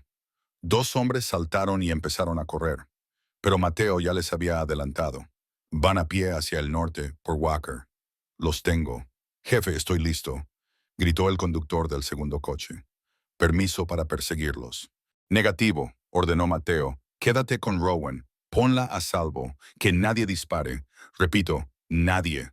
Podía oírlo en otro canal, no hablando con sus guardias, sino con otra persona. Están a 2 manzanas al norte de la ópera. Ambos son hombres, vestidos con ropa oscura. Sí, estoy rastreando su señal ahora. No estaba utilizando a sus hombres, estaba utilizando la ciudad. Los dos hombres corrían, pero estaban atrapados en un laberinto. Cuando se acercaron a un cruce, todos los semáforos se pusieron en rojo, creando un atasco instantáneo de coches enfadados. Giraron por un callejón y se encontraron con un camión de basura municipal. Uno de ellos se detuvo de repente, bloqueando la salida. Los tengo, dijo Mateo con voz fría. Los estaba observando a través de una cámara de tráfico municipal. Están atrapados entre Lake y Randolph. Voy a enviar a la policía. No había disparado ni una sola bala. No había infringido ninguna ley. Había utilizado su red logística, su control de la infraestructura de la ciudad, para atraparlos como ratas en una trampa. Había neutralizado la amenaza con un ordenador portátil. Cuando volvimos al ático, yo estaba temblando, pero Isa estaba en pleno ataque de pánico. El sonido del choque, la sacudida del coche, le había traído todo de vuelta. Estaba acurrucada junto al ascensor, hiperventilando. Sus pequeñas manos se aferraban, sus ojos muy abiertos con un terror que no era solo por lo de hoy. Mateo corrió hacia ella. Isla, Isla, estás a salvo. Papá está aquí. Para. Respira. Intentaba controlar el pánico para dominarlo, y su energía frenética solo la estaba empeorando. Mateo, para, le dije. Arthin, empujándolo. Mis viejos instintos de enfermera tomaron el control. Me arrodillé frente a ella. Oye, mírame. Le cogí sus pequeñas manos frías. Mírame a los ojos. Isa, estás a salvo. Pero tienes miedo y eso está bien. Vamos a recuperar el aliento juntos. Empecé a respirar de forma exageradamente lenta. Inspira y expira. Bien. Inspira y expira. Ahora quiero que juguemos a un juego. Es el juego de los 5. ¿Puedes hacerlo? Ella asintió con un pequeño movimiento tembloroso, con los ojos aún fijos en los míos. De acuerdo, dije con voz baja y tranquila. Nombra 5 cosas que puedas ver ahora mismo. Susúrramelas. Foxy, susurró. Tu pelo, el suelo, la luz, papá. Genial, dije. Ya tienes 5. 4 cosas que puedes oír. El viento, mi respiración, tu voz, el coche y el coche de fuera. Perfecto. Ahora, 3 cosas que puedes sentir. ¿Qué tienes en las manos? Foxy, dijo, apretando con fuerza. La alfombra, mi vestido. Bien. 2 cosas que puedes oler. Respiró temblorosamente. Tú hueles a Gallés. Llevaba loción de vainilla. Una más. Dije. Una cosa que puedes saborear. Mis lágrimas, susurró. No pasa nada, le dije. Le sequé la mejilla con el pulgar. Lo has conseguido. Mira, has recuperado el aliento. Estaba tranquila. El terror había remitido. Se inclinó hacia adelante y apoyó la cabeza en mi hombro. Levanté la vista. Mateo estaba allí de pie, con una expresión de asombro en el rostro. Acababa de verme usar un poder que él no podía comprar. Me había visto curar lo que él solo podía contener. Eso, dijo con voz ronca, eso fue, ¿cómo lo has hecho? Se llama conexión con la tierra, dije, acariciando el pelo de Isles. Es solo una técnica para sacarte del pánico y traerte de vuelta a la habitación. Él asintió sin hablar, solo mirándome. La sala de guerra era diferente ahora. Los hombres que había capturado estaban bajo custodia policial y estaban hablando. Eran mercenarios a sueldo de una empresa ficticia. La pista se estaba calentando. Mateo ya no estaba rodeado de sus antiguos capos.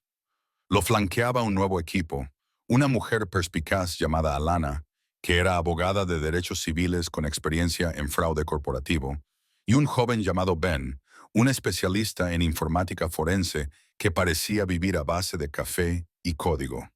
Aquí está, dijo Ben, señalando la enorme pantalla. Tenía los documentos falsificados. Moretti es inteligente. Utilizó cifrado por capas y servidores ficticios, pero se volvió arrogante. Los metadatos de la transferencia bancaria falsificada, la grande, tienen fallos. Tecleó y apareció una cadena de código. La firma digital se creó a las 10:32 p.m. del martes, pero el registro del servidor del Banco de las Islas Caimán, que falsificó, muestra que el archivo se recibió a las 10:31 p.m. Lo subió un minuto antes de crearlo técnicamente. Es una imposibilidad digital, es la huella digital. Se precipitó. Y la llamada a los servicios sociales, dijo Alana con voz clara. Tenemos el registro de la torre. Procedía de un teléfono desechable, pero ese teléfono estuvo encendido exactamente 5 minutos. Y en ese tiempo, realizó otra llamada justo antes de marcar a los servicios sociales. Ella escribió un número en la pizarra. Mateo lo miró fijamente. Se le quedó la cara blanca. Conozco ese número. Cogió el teléfono de su escritorio. Leo, trae a Rocco a mi oficina. Yo había visto a Rocco, era uno de los guardias más antiguos de Mateo, un hombre con el pelo canoso que llevaba décadas con la familia. Entró en la oficina, flanqueado por dos guardias, con el rostro pálido y sudoroso. ¿Jefe?, preguntó Rocco con voz temblorosa. Mateo solo señaló el número en la pizarra. Ese era tu teléfono desechable. Rocco, tú llamaste a los servicios sociales. Tú tendiste la trampa a Rowan en el puente. Llevas 6 meses pasando mis horarios a Moretti. ¿Por qué? Rocco se derrumbó y sus rodillas golpearon el suelo de mármol. Él, él tenía a mi hijo. Sollozó. A mi hijo. Tiene una deuda de juego. Le debía $200,000 a la gente de Moretti y iban a matarlo. Dijo que saldaría la deuda. Solo quería saber cuándo Rowan estaría solo. El rostro de Mateo era impasible. La traición era absoluta. Una puñalada por la espalda de un hombre en quien confiaba, su familia. El antiguo Mateo, el hombre que conocí en Cento, habría llevado a Rocco al puerto. En cambio, se limitó a mirarlo con una tristeza fría y profunda. Quítalo de mi vista. Más tarde esa noche, encontré a Mateo en la terraza mirando fijamente la lluvia. Isa dormía, a salvo. El ático estaba en silencio. Tienen a Rocco abajo, dijo con voz monótona. Mis hombres, la vieja guardia, están esperando mi orden, la orden de hacerle desaparecer. ¿Qué vas a hacer?, le pregunté en voz baja. Se quedó callado durante un largo rato. Cuando murió mi esposa Elena, yo estaba en la ambulancia con ella. Ella ya había fallecido, pero ellos seguían intentando reanimarla. Se volvió para mirarme, con los ojos vacíos. Había una ventisca. La ciudad estaba helada. La ambulancia se perdió 2 veces. Estaban a solo 10 minutos, pero la nieve les hizo llegar tarde. Llegaron 10 minutos tarde. Me acerqué, con el corazón encogido por él. Juré, susurró, que nunca volvería a sentirme impotente, que lo controlaría todo. El tiempo, las calles, el tiempo. Construí todo este imperio, todo, solo para luchar contra una tormenta de nieve, solo para recuperar esos 10 minutos. Extendí la mano y la puse sobre su pecho, sobre su corazón. Mateo, no puedes controlar la nieve. Solo puedes controlar lo que haces. Controlar no es cuidar. Lo que hiciste hoy, atrapar a esos hombres sin disparar un solo tiro. Lo que hiciste por Isla, sacarla del pánico. Eso es cuidar. Me miró con la mirada cruda. ¿Lo ves? ¿No lo ves? ¿Ves al hombre que intento ser? Al día siguiente, estaba en la cocina comunitaria. Era el único lugar que me parecía sensato. Los niños estaban allí. El olor a salsa de tomate y ajo impregnaba el aire. Estábamos haciendo lasaña. Mateo entró. No llevaba traje. Llevaba vaqueros y un jersey gris oscuro. Todos los niños se detuvieron. «Señor», gritó uno de ellos, «vas a volver a llorar con las cebollas». Una pequeña sonrisa se dibujó en sus labios. «Hoy no». Se dirigió directamente hacia mí. Parecía aterrorizado. «Rowan Tiant», dijo, en medio del sótano de la iglesia, rodeado de 10 niños con salsa en la cara. Mateo Lucero se arrodilló. La sala quedó en completo silencio. Me tapé la boca con la mano. «No tengo anillo», comenzó, con la voz cargada de emoción. «Ahora mismo no tengo ningún imperio. Mis cuentas bancarias están congeladas. Mi familia cree que estoy loco. Estoy siendo investigado por el FBI y estoy enamorado de ti». Ahora lloraba abiertamente. «Eres la persona más aterradora, valiente y honesta que he conocido nunca», dijo, con los ojos fijos en los míos. «Entraste en mi vida fría y muerta y me enseñaste a ser padre. Me enseñaste a luchar. No eres mi debilidad, Rowan. Eres mi fuerza, toda mi vida. He estado construyendo cosas que se rompen. Quiero construir algo que dure contigo, con Isla». Metió la mano en el bolsillo y sacó una pequeña caja. No era un diamante enorme, era una sencilla y elegante alianza de platino. La compré hace una semana. Solo estaba esperando el valor para dártelo. «Mateo», susurré, «cásate conmigo. Rema y saluda. Ayúdame a construir un verdadero hogar». Los niños contenían la respiración. Miré a este hombre imposible, roto y magnífico. «Sí», susurré, «pero con una condición». Él esperó, con los ojos llenos de esperanza. «Hagámoslo bien, Venti», dije con voz firme. «Elijamos el camino difícil y honesto. No más sombras, no más viejas costumbres. Le daremos a Isla un nombre del que pueda estar orgullosa. Ganaremos esto con la verdad». Se puso de pie, con una lenta sonrisa extendiéndose por su rostro. «El camino difícil». Estuvo de acuerdo. Deslizó el sencillo y frío anillo en mi dedo una y otra vez. «Entonces, sí», dije, riendo entre lágrimas. «1000 veces». «Sí». Los niños estallaron en vítores. Actuó rápido. El compromiso fue un catalizador. Rocco, el traidor, no fue llevado al puerto. Mateo hizo que Leo lo llevara a la comisaría más cercana y lo entregara junto con una confesión completa y todas las pruebas del chantaje de Moret. Fue un acto trascendental. Lucero estaba entregando a uno de los suyos a la policía. Mateo liquidó sus operaciones de alto riesgo restantes, las zonas grises de su negocio. Invirtió públicamente el dinero en la Fundación Lucero y anunció un plan para abrir 10 comedores comunitarios más. Luego él, Alana y Ben cogieron su archivo, los metadatos, las marcas de tiempo imposibles, la confesión de Rocco, y no lo filtraron. Entraron en la oficina del fiscal del Reino Unido y lo entregaron. Ofrecieron su plena cooperación a cambio de inmunidad para la parte legítima de Lucero Logistics. El gobierno, ante un caso perfecto ya preparado contra un hombre al que llevaba años intentando atrapar, aceptó. La redada del FBI en la Torre Moretti tuvo lugar al amanecer. Salió en todos los canales de noticias.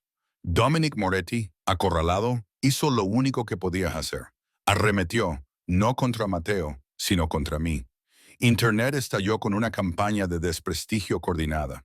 Se difundieron historias de que yo era una enfermera fracasada despedida por robar medicamentos, que tenía un historial de aprovecharse de hombres vulnerables, que la deuda médica de mi madre se debía en realidad a un problema de juego. Eran historias maliciosas, repugnantes y terriblemente plausibles. Yo estaba en la cocina mirando mi teléfono, con la sangre drenándose de mi rostro. Cuando Mateo entró, no dijo una palabra, solo me tomó de la mano, me llevó al vestíbulo del ático. Estaba lleno de periodistas, una conferencia de prensa completa. Subió al podio, con el rostro frío y furioso. «Todos ustedes han leído las mentiras sobre la señorita Hale», dijo con voz atronadora. Ahora escucharán la verdad. No se limitó a negar las acusaciones, las aniquiló. Proyectó mis expedientes académicos de la escuela de enfermería, impecables. Mostró una carta firmada y notariada de mi decano de enfermería. Mostró las facturas detalladas y pagadas en su totalidad de la sala de oncología de mi madre.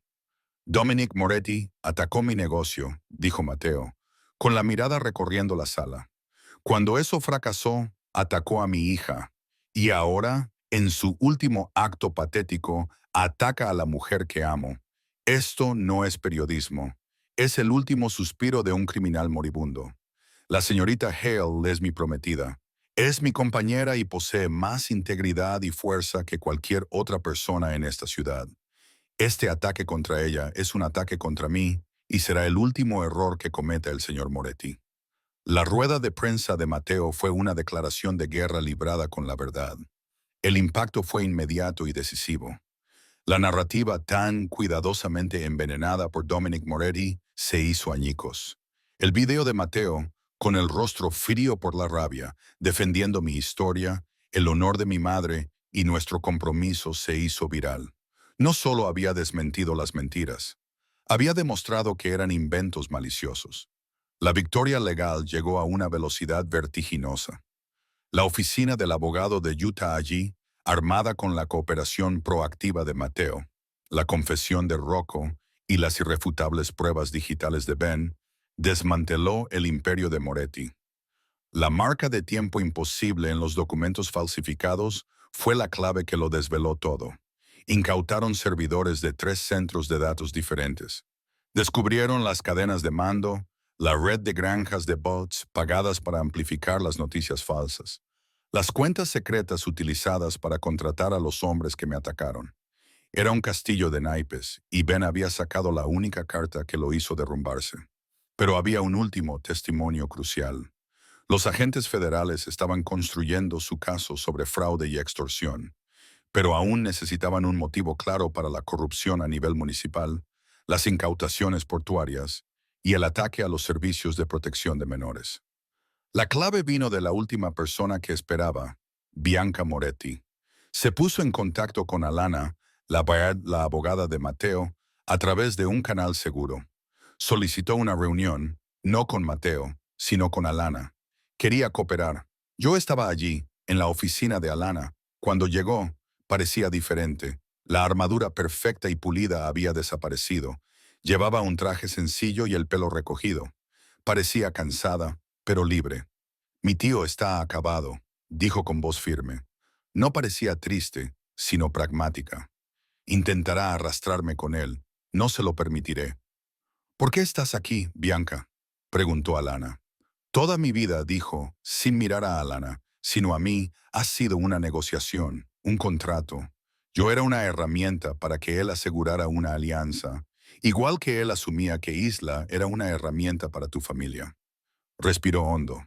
Cuando vi al señor Lucero desafiar a su propia familia en esa ridícula comida para su hija y para ti, me di cuenta de que tenía una opción. No quiero vivir en una jaula, aunque sea una jaula preciosa. Deslizó una delgada carpeta encuadernada en cuero por el escritorio. Esto no es digital, Bianca dijo. Mi tío es de la vieja escuela. Guardaba copias impresas. Estas son las solicitudes de zonificación reales. No intentaba hacerse con el control de Lucero Logistics. Intentaba destruirla. Llevaba 6 meses sobornando a funcionarios municipales para que rezonificaran todo el distrito portuario para construir rascacielos residenciales. Quería arruinar a Mateo, quedarse con los terrenos en la subasta y construir condominios. Era la pieza final, el motivo, la prueba de una corrupción sistemática que iba mucho más allá de las transferencias bancarias falsificadas. Era el golpe de gracia. Con el caso contra Moretti, ahora público y blindado, las piezas más pequeñas de mi vida comenzaron a encajar en su lugar. Recibimos una visita formal programada de la agente Miller, del Departamento de Servicios Infantiles. Vino al ático, pero esta vez estaba sola y no llevaba ningún expediente. Parecía muy incómoda. Señorita Hale, señor Lucero, dijo, de pie y rígida en la entrada. Estoy aquí para informarles de que nuestro caso está oficialmente cerrado. Solté un suspiro que no me había dado cuenta de que había estado conteniendo durante semanas. Hemos recibido una reprimenda formal del fiscal del estado, continuó sonrojándose. La denuncia anónima que desencadenó nuestra investigación ha sido rastreada, como saben, hasta una fuente que ahora está bajo acusación federal por extorsión. Era una denuncia maliciosa y fraudulenta. Me miró. Departamento, les pedimos disculpas. Nos han utilizado. Su expediente está sellado y expurgado. Gracias, agente Miller, dijo Mateo con voz educada pero fría. Y señorita Hale, añadió volviéndose para marcharse. Su técnica de conexión con la Tierra, el 54321. La hemos incorporado a nuestros nuevos manuales de formación para casos de trauma no verbal. Tenía razón. Ella está prosperando. La recuperación de Isa fue la victoria más profunda. El miedo que la había mantenido prisionera en su propia casa estaba desapareciendo. Todavía tenía días malos, todavía se sobresaltaba con los ruidos fuertes, pero el silencio había desaparecido. La cocina comunitaria celebraba su primera graduación. Entregábamos los certificados al primer grupo de niños que había completado el programa de 8 semanas. El sótano estaba abarrotado de padres, con el vapor saliendo de una enorme olla de pasta. Di un pequeño discurso, agradeciendo a los niños su duro trabajo. Mateo estaba al fondo, apoyado contra la pared, observando en silencio y con orgullo. ¿Alguien quiere compartir lo que ha aprendido?, pregunté. Algunos niños levantaron tímidamente la mano y hablaron de aprender a sujetar un cuchillo o a no quemar el ajo. Entonces, ella, que estaba a mi lado con su pequeño delantal, dio un paso al frente. Mi corazón se detuvo. Miró a la multitud de desconocidos con su carita seria. Encontró a su padre al fondo y él le hizo un pequeño gesto con la cabeza. Me llamo Ela Lucero, dijo con voz clara y firme. No vaciló. Aprendí a romper un huevo con una sola mano y aprendí sobre la vainilla. La sala quedó en silencio, escuchando a esta pequeña niña de 6 años.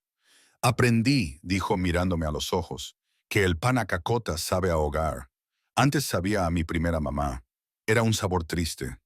Respiró hondo. Pero ahora sabe a Rowan, sabe a felicidad. Me tapé la boca, con lágrimas corriendo por mi rostro en la parte trasera de la sala. Mateo se giró y apoyó la frente contra la pared, con los hombros temblando. Los ancianos de la familia Lucero convocaron a Mateo para una última reunión. Esta vez no fue solo. Entré a su lado, con mi mano en la suya, el sencillo anillo de platino en mi dedo. El ambiente no era festivo, era furioso. Cia Elena se sentó a la cabecera de la mesa. Me miró. La hostilidad abierta había desaparecido, sustituida por una evaluación fría y práctica. Los bancos han descongelado las cuentas, dijo uno de sus tíos, rompiendo el silencio. La investigación federal se centra exclusivamente en Moretti. El nombre de Lucero está limpio. Ha salvado los activos. Cia Elena dijo que no era un cumplido, era una constatación de los hechos. Lo has hecho sin iniciar una guerra. Has utilizado sus reglas. Me miró, mi sencillo vestido, mi mano entre las suyas. La chica, esta alianza, es poco ortodoxa, pero es práctica. La familia acepta el acuerdo. Fue lo más parecido a una disculpa que jamás obtendría. Fue un reconocimiento. Yo no era la ayudante. Era la persona que había ayudado a salvar su legado. No queríamos una gran boda, una ceremonia grandiosa en una catedral, un salón de baile lleno de gente que acababa de intentar separarnos. Parecía un espectáculo. Nos casamos en el pequeño y irregular patio detrás de la cocina comunitaria. Era sábado, justo después del anochecer. Colgamos guirnaldas de luces amarillas del viejo roble. El aire olía a hierba cortada y al pan de ajo que los niños estaban horneando dentro para la recepción. Nuestros invitados eran los niños del programa, sus familias, Alana, Ben y Leo. Eso era todo. Yo llevaba un sencillo vestido blanco que había comprado en unos grandes almacenes. Mateo llevaba su mejor traje azul, pero sin corbata. Ella era mi dama de honor. Llevaba un vestido amarillo y sostenía un pequeño ramo de margaritas. Un juez municipal, amigo de Alana, ofició la ceremonia en medio de los votos de Mateo. Un niño pequeño gritó, «¡Te pillo, te pillo!». y un grupo de niños pasó corriendo y chillando a nuestro lado.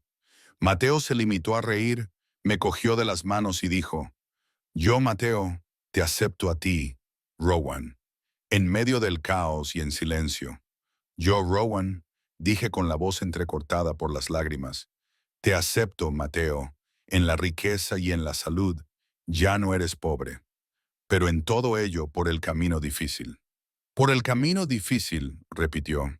Cuando el juez nos declaró marido y mujer, no se limitó a besarme. Me abrazó con tanta fuerza que me levantó del suelo. Un abrazo de puro y auténtico alivio. Isa corrió hacia nosotros con el rostro radiante. Llevaba su peluche de zorro, el que tenía la oreja rota, su compañero inseparable.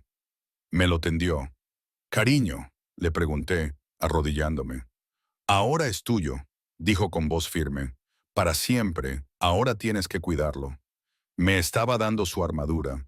Me estaba diciendo que ya no la necesitaba. Cogí el pequeño juguete gastado. «Lo protegeré con mi vida», susurré. Miré a Mateo. Estaba mirando a su hija, con la mano sobre la boca. Estaba llorando. No eran las pocas lágrimas que había visto antes, sino un llanto profundo, silencioso. Las lágrimas de un hombre que finalmente había depuesto las armas. Reconstruimos. Mateo no solo reinició su negocio, lo transformó. Lucero Logistics firmó una nueva carta de transparencia pública con la ciudad. Invitó a la supervisión. Lanzó el primer gran proyecto de la Fundación Lucero, la beca técnica Westside. Era un fondo completo para que cualquier graduado de nuestros programas de cocina comunitaria pudiera asistir a una escuela de oficios u obtener una certificación en logística. Estaba construyendo su nueva fuerza laboral desde cero con honestidad. Recibimos una postal, tenía una foto del puente Golden Gate. Era de Bianca Moretti. No se había ido a la costa este, se había ido al oeste. Había aceptado un trabajo como responsable senior de cumplimiento normativo en una empresa tecnológica. La nota en el reverso era sencilla. «Mi tío construyó una jaula. Tú construiste una puerta. Gracias». Era su forma de decir adiós y de pedir perdón. Un año después, no nos habíamos mudado del ático. Habíamos aprendido a convertirlo en un hogar. Los fríos suelos de mármol ahora estaban cubiertos de alfombras brillantes y desiguales. Las paredes vacías y estériles eran una galería de obras de arte de Isa, una explosión caótica y colorida de crayones y pinturas. La nevera de acero inoxidable estaba tan cubierta de dibujos, avisos escolares e imanes que no se podía ver el metal que había debajo. La cocina comunitaria del sótano de la iglesia ya no era solo una cocina. La Fundación Lucero, ahora financiada de forma completa y legítima, acababa de abrir su cuarta sede. El programa tenía lista de espera. No se trataba solo de cocinar. Se trataba de habilidades para la vida, de proporcionar un lugar seguro y cálido donde refugiarse después del colegio. Era un lugar donde docenas de niños se sentían vistos. Yo estaba de pie en la cocina original, con las manos hundidas en un bol de masa, el vientre redondo y lleno, una nueva vida creciendo dentro de mí, un sol. Estaba embarazada de 7 meses y sentía una paz profunda y estable que nunca había conocido. Isa, que ahora tiene 7 años y es increíblemente alta, estaba en la estación junto a mí. Llevaba un pequeño delantal que decía, «Hermana mayor en formación». Estaba concentrada como un cirujano enseñando a un grupo de niños de 5 años a sujetar correctamente una batidora. «No, no, Leo Jr., le decía, corrigiendo a un niño pequeño y torpe. «Tienes que usar la muñeca, no todo el brazo. Así. Mira, estás haciendo nubes, no salpicando barro». Había creado su propia clase, los pequeños cocineros. Era una líder nata, paciente y clara. El mutismo selectivo que antes la definía era ahora un fantasma, un recuerdo. Sin duda, era la persona más ruidosa, feliz y mandona de la sala. Mateo entró. Parecía diferente. La pesada y oscura armadura del jefe había desaparecido. Seguía llevando traje, pero era más ligero. La tensión permanente de sus hombros se había aliviado. Había pasado los últimos 6 meses obteniendo un montón de nuevas certificaciones. Ya no era solo el propietario de Luz Aerologistics, era un operador totalmente certificado. Era el hombre que negociaba con la autoridad portuaria utilizando hojas de cálculo e informes de cumplimiento, no intimidación y acuerdos secretos. Había aprendido a ganar siendo más inteligente, no más duro. Se acercó por detrás, me rodeó con sus brazos y apoyó las manos en mi vientre. El bebé dio una patada. «Le gusta cuando estás aquí», murmuré recostándome contra su pecho. «Tiene buen gusto», dijo Mateo, besándome en el cuello. «Isla, tus alumnos están salpicando harina en mis zapatos». «Es bueno para ellos, papá», respondió ella sin levantar la vista. «Les enseña a no tener miedo al desorden». Él se rió entre dientes, con la barbilla apoyada en mi hombro. «Te está citando». «Lo sé», dije. «Estoy aterrorizada». Éramos felices. No era una felicidad perfecta e impecable. Era una felicidad construida sobre la base de decisiones difíciles. Teníamos cicatrices. Las noticias habían estado llenas del veredicto final la semana pasada. Dominic Moretti fue condenado. No fue un dramático tiroteo en la sala del tribunal. Fue un procedimiento clínico y tranquilo. Fue declarado culpable de 12 cargos de fraude electrónico, manipulación de datos y conspiración para cometer soborno. El juez, citando las abrumadoras pruebas digitales y el testimonio de Bianca, lo condenó a 20 años en una prisión federal. Era un anciano, era una cadena perpetua, habíamos ganado. No habíamos utilizado una sola bala. No habíamos infringido ninguna ley. Habíamos desmantelado un imperio criminal con la verdad. Pero las cicatrices permanecían. Estábamos en el coche hace unas noches, volviendo de la sinfonía. Isa se había quedado dormida en el asiento trasero. Yo descansaba la cabeza sobre el hombro de Mateo. A lo lejos, sonó una sirena. Una ambulancia atravesaba la noche. Todo el cuerpo de Mateo se puso rígido. Su mano, que descansaba sobre mi pierna, se cerró en un puño. No estaba en el coche conmigo. Estaba de vuelta en esa ambulancia en la tormenta de nieve. 10 minutos demasiado tarde. No dije nada. Solo cubrí su puño con mi mano. Desenrosqué sus dedos uno a uno y los entrelacé con los míos. Apreté con fuerza. Él tomó una respiración agitada y temblorosa. «Estoy aquí», susurró. «Un mantra», se dijo a sí mismo. «Estás aquí», le susurré yo. «Estamos aquí». Solo es una sirena, Mateo. Solo es alguien pidiendo ayuda. Ayuda que llegará a tiempo. Él me apretó la mano a su vez, frotando su pulgar sobre mi anillo. Se quedó en silencio durante mucho tiempo. El amor no consiste en borrar las cicatrices. Consiste en ser la persona que sostiene la mano de la otra persona una y otra vez hasta que pasa el pánico. Es una pequeña acción constante que se repite. Isa tenía que escribir un ensayo para su solicitud de ingreso a la escuela. La consigna era simple. ¿Qué significa para ti el hogar? Trabajó en ello durante 3 días, con la lengua fuera por la concentración. Cuando finalmente nos lo mostró, tuve que ir a la cocina a llorar. Mateo se sentó en su oficina y lo leyó una y otra vez. Solo eran 4 frases. El hogar no es un lugar con paredes de cristal. El hogar no es un lugar donde estás en silencio.